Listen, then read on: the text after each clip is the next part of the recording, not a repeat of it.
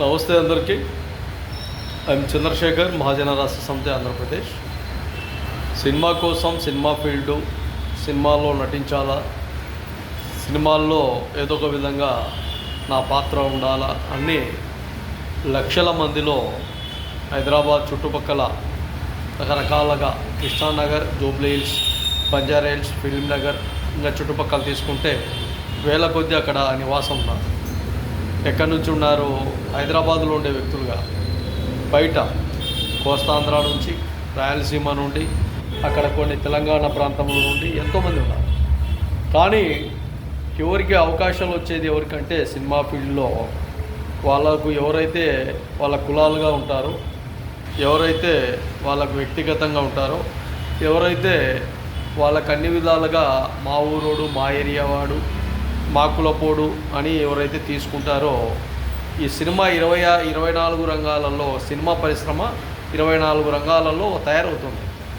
ఈ సినిమా ఇన్ని విధాలుగా తయారు కావాలంటే ఇంతమంది టెక్నీషియన్స్ అవసరం, అదేవిధంగా జూనియర్ ఆర్టిస్టులు అవసరం, రకరకాలుగా వ్యక్తులు అవసరం, ఎన్నో విధాలుగా డ్యాన్సర్లు అయితేనేమి, ఫైట్ సీన్లలో అయితేనేమి, రకరకాలుగా క్యారెక్టర్ ఆర్టిస్టులు అయితేనేమి, ఇలా చివరికి ఇక్కడ రాజకీయానికంటే హీనమానంగా సినిమా ఫీల్డ్ ఉంది.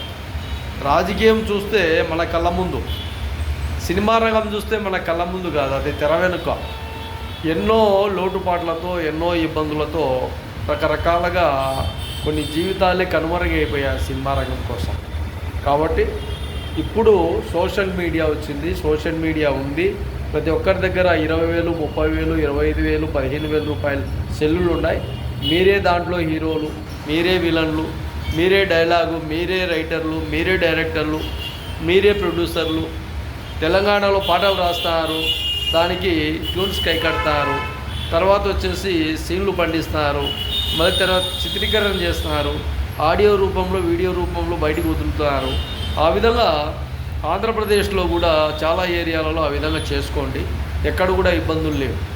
కాబట్టి తమరు దయ ఉంచి ఎక్కడ కూడా అక్కడ ఇక్కడ వెళ్లకుండా, ఇబ్బందులు గురి కాకుండా, ఆ సినిమా పరిశ్రమ అని వెళ్లకుండా దయచేసి మీ దగ్గర సెల్ ఫోన్లతో మీ ఓన్గా మీరే క్రియేట్ చేసుకొని అన్ని విధాలుగా బాగుండాలి, ముందుకు ఉండాలని కూడా మహాజన రాష్ట్ర సమితి తెలియజేస్తున్నాం.